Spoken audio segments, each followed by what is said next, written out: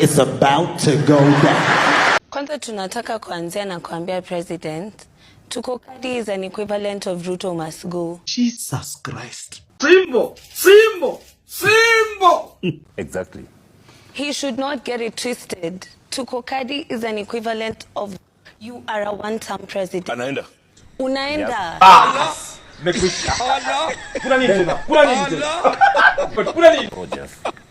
is no two ways about it. That is the clarity that we have. And you know the thing about Tukokadi, it's going to be a unifying thing between us young people and the generations that are before us. Unajua tukipatana nawe kwa njia ni kuambie Jeff, ukokadi, tukokadi, si ndio?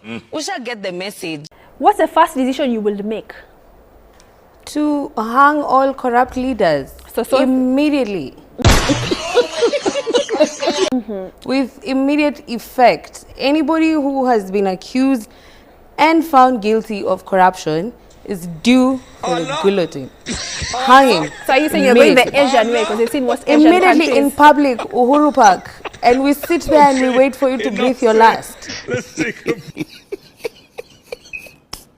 Because I don't understand how Ferdinand Waititu is my former governor, Kiambu County. Yes. He stole close to $500 million shillings. Yeah. He's taken to court. He's found guilty and he's fined 53 million. And then he appeals and then they bring down the fine to 20 million. So you stole $500 million. You can afford to pay. You can afford to pay a fine of 20 million. So that is not no point retribution to the citizenry who lost $500 million. So that is executive order number 1 for executive order number 1 is to hang all corrupt politicians. Immediately. So executive order number 2 is we are not paying odious debt. Executive order number 2 is public debt audit with immediate effect.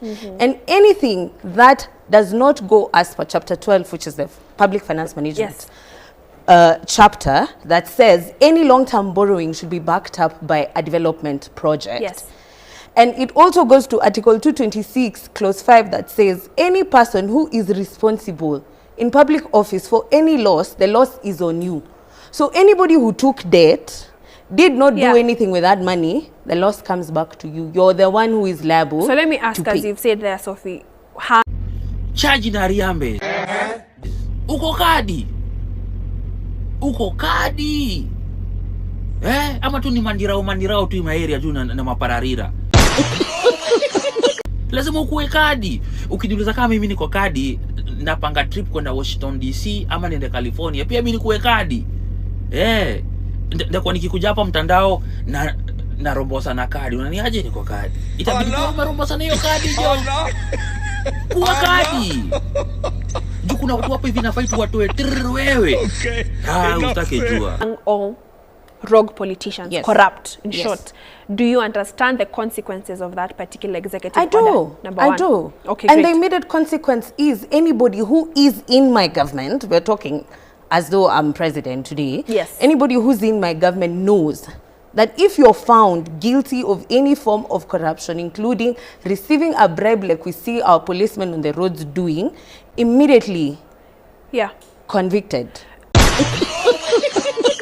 We shall guard our votes so that if they dare to steal, they should know that Ruto is not going to govern us past 2020. Let me ask you guys, are you working with any political party right now? No. And we have to say this, where is my camera? Whichever one, you can talk to this one right here. Angela, you will be disciplined on this show. So that I am very disciplined. It is you bringing Raila into this conversation. So let me say this about Raila. He betrayed us. Hold on. Well, do you feel betrayed? Yeah, absolutely. We were not on the streets for ODM to get positions. We were on the streets to get good governance in this country. And had Raila joined us, we would be having a very different conversation right now. So we cannot start bringing him here and talking about how he was not respected. I don't know what all of that history. Honestly, it was rubbished the day he betrayed the Gen Z movements.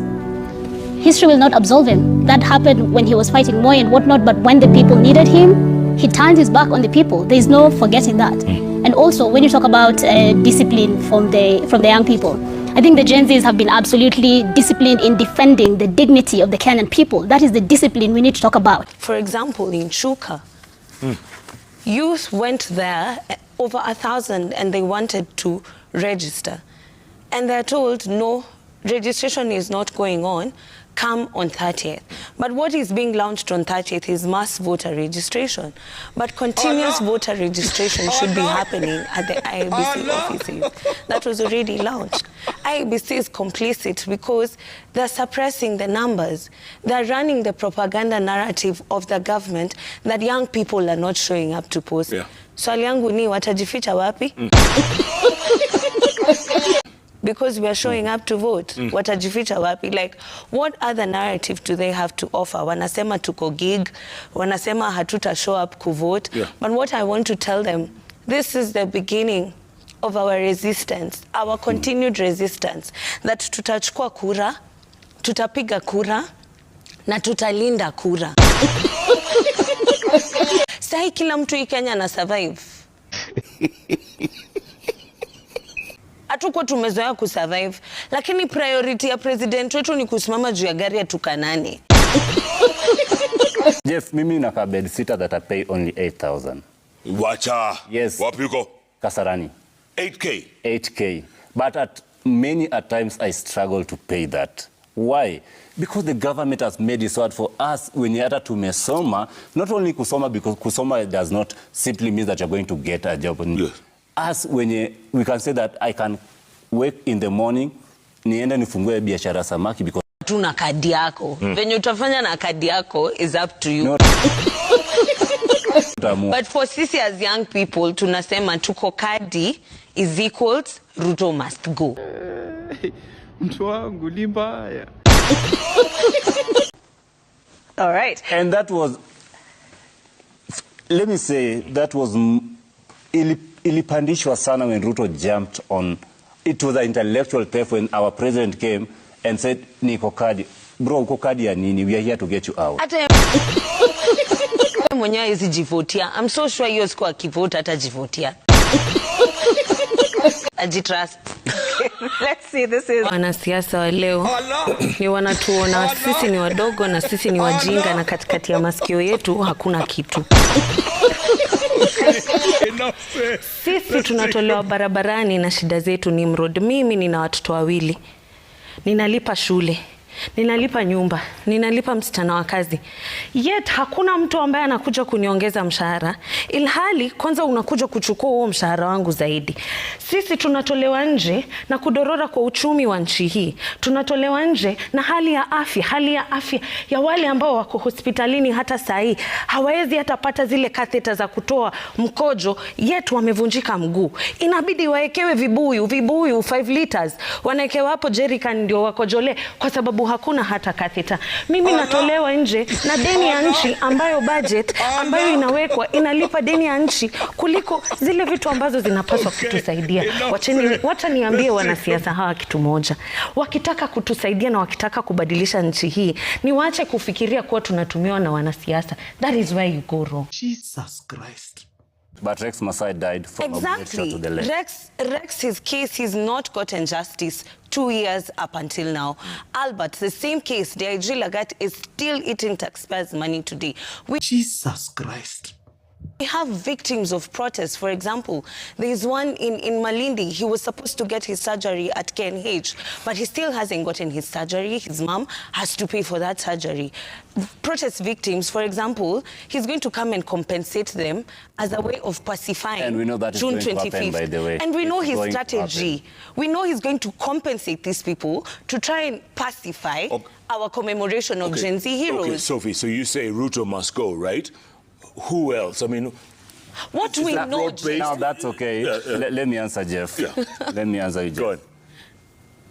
Ruto must go. Yeah. Then who must come? Yeah. Let me say, you retired buddies or you retired Gen Zs must not be putting pressure on us by asking us who are we going to elect. Yes. When the time is right, Kenyans are going to choose their leader organically. Lakini Jeff, hebu nikuulize, kwa nini hao watu wa gava wakikuja hapa hawaulizangi kwa nini mmeiba ile shamba? Wewe una concentrate kutuliza sisi yangu. Tunatoa wapi pesa? Tunatoa hadi t-shirts ya kusema tuko kadi in memory of Gen Z matters. Okay. Jeff, the first narrative about tunatoa wapi pesa. Yes. Let me tell you this. It first came when they said that Tuko Gig we are being sponsored. Yes. Yes, Tuko Gig as a country. And if Tuko Gig to make people register for voting, then I'm definitely going to take that money, Jeff. People have to register for voting. And people have to willingly go to register for voting. If I've come to your door knocking, please, I've been paid to take you, go register for voting. What wrong am I doing, Jeff? We have to make Kenyans register for voting. And the only way that we are going to make these people register for voting is doing it our way. Jeff, we are not going to wait for you because the media has also failed us terribly. Are you going to blame yourselves, Gen Zs, for not standing up, for not, you know, being up? Jeff, you seem to have forgotten we occupied parliament. You seem to have forgotten we ran these people out of town. But they were chuvi kwa hizo mchele zao. Next time hatutakula tu mchele. Next time tuendi kukula mchele wa jaribu.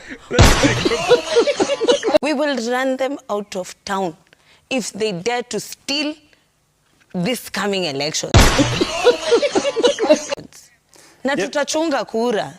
But we are going to guard our votes. Mukorada mbaya. Yes. Na msituambie hiyo story ati tuingie na simu, tunaingia na simu.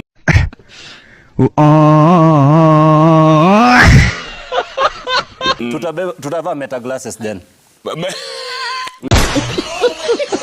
We'll see how they are going to, yeah. Yes. Tutachanga pesa to buy. And you will guard the votes. Yes. Guard the votes. We will guard our votes. Tumeshindwa kulinda pesa yetu kama wa Kenya, lakini vote haitatushinda. Yes. This is Geoffrey who says, Gen Zs think that regional politics is dead. We all come from one of the regions. Nothing like sisi kama Gen Z. We are Kenyans na tuko na tabia zetu. Yeah, that's social conditioning. Now we are changing the social conditioning. Mutaweza. Na tabia zetu. Mutaweza. Why not, Jeff? Tulingia parliament na tukakula mchele. Just changing the social conditioning. All right, this is at ChillGirl99. Go ahead, Jeff. It says a conversation that between now and August 2020. It's by questioning IEBC and giving us reform. You question them, but you think they'll do anything? We will occupy them then. We will actualize Article 37 on them. We will petition them using this same people's movement. They will not steal this election. And one thing we are telling you, Jeff, if they dare to steal this election, our resolve is Ruto must go. Ebu ni waulize. Na Ruto akirudi? Nani anamrudisha? No. Oh, no, I mean, let's face it. Akirudi ameiba. Simple. Wango. Nani anam... Nimekwambia one thing, Jeff. Ruto must go. Na kirudi, I mean, ataenda. Ndio tunasema if he comes back ameiba. Hata unajua Jeff huyu jamani mwizi. Jeff hata kujifanya. Kura ibe yangu. Nini? Sasa unataka ngoja na mkiba. Na wabunge wamezungumza hivyo. Utaniambia kwa nini hakuna kuiba kura? Umeiba before na imefanyika. Jeff, nyinyi middle class mmefikiwa. Jeff is not middle class. Pale ni bourgeoisie. Huyo kwa hapa juu, si ndio? Jeff. Lakini tuambiane tu kweli, sasa hii Dennis Spree tuko kuna flood, Parkland, Westland. Mmefikiwa. Watu wa payslip si wamefikiwa. Mkenya wa kawaida wa huku chini si amefikiwa. Sasa kila mtu hii Kenya ana survive. Hatuko tumezoea kusurvive. Lakini priority ya